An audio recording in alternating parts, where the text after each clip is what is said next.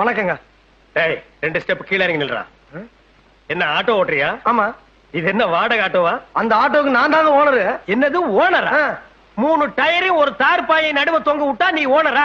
அப்ப டாடா பிர்லாவையெல்லாம் என்னடா சொல்றது? என்னங்க அநியாயமா இருக்கு? அவங்க உங்க பொருளுக்கு அவங்க ஓனருங்க.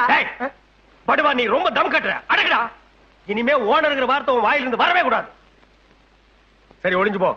தினம் ஆட்டோவில் நம்ம பசங்களை அழைச்சிட்டு போய் கான்வென்ட்ல விட்டுட்டு சாயந்தரமான பத்திரமா கூட்டி வந்து விடணும். என்ன ஏங்க டெய்லி பேசிக்கலாமா இல்ல மாசத்துக்கு பேசிக்கலாமா? என்னடா பேசிக்கிறது?